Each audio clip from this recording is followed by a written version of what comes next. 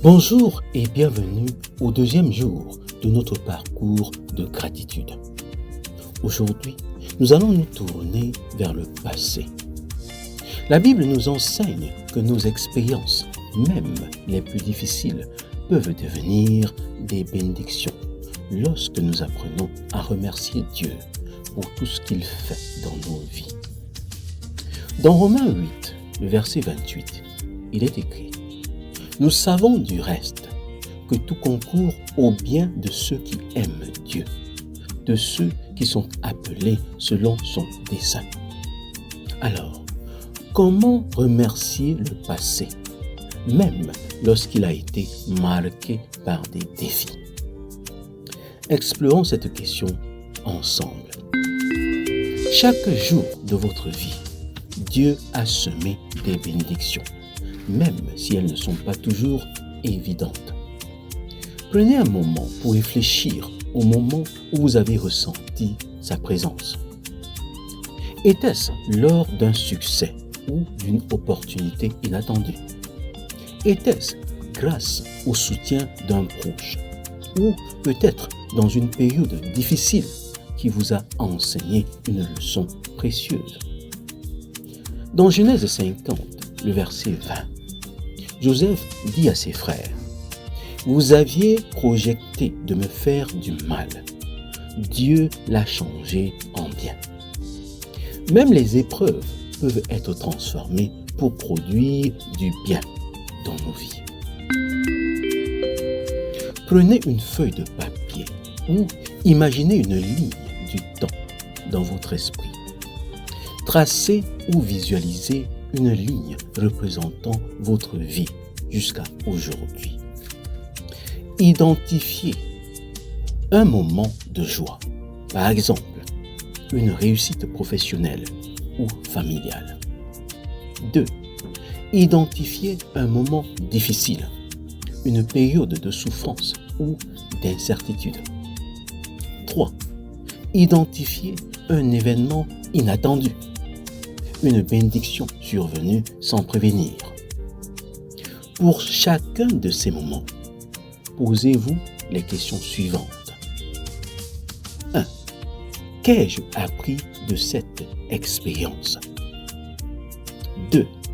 Comment Dieu m'a-t-il soutenu? 3. Quelle bénédiction puis-je reconnaître aujourd'hui? Exprimer sa gratitude pour le passé est un acte de libération. Voici 2 façons de le faire. La première, c'est la prière. Prenez quelques instants pour remercier Dieu pour le passé, même les moments difficiles. Seigneur, merci pour tout ce que j'ai vécu. Merci pour les joies qui ont rempli mon cœur et pour les épreuves qui m'ont fait grandir. Aide-moi, Seigneur, à voir ton œuvre à chaque étape de ma vie.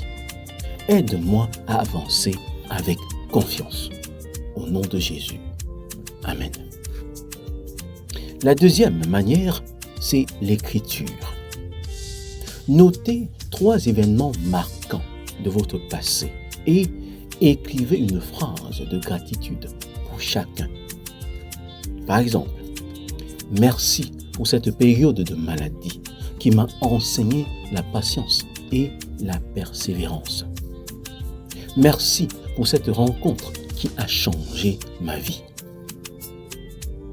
En remerciant le passé, nous libérons notre cœur du ressentiment et des regrets.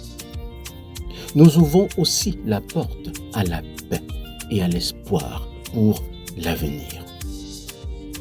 Dans Philippiens 3, 13 à 14, Paul dit: Oubliant ce qui est derrière et me portant vers ce qui est devant, je cours vers le but.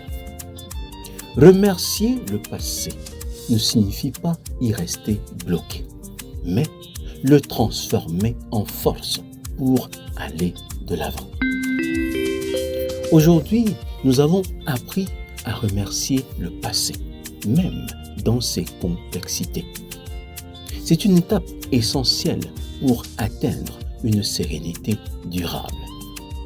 Demain, nous poursuivons ce voyage en explorant comment voir le positif dans les petits détails de notre quotidien. Chaque épreuve passée contient une bénédiction cachée. La gratitude la révèle. Chaque épreuve passée contient une bénédiction cachée. La gratitude la révèle.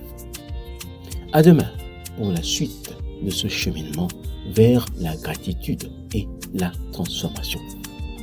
Que Dieu vous bénisse.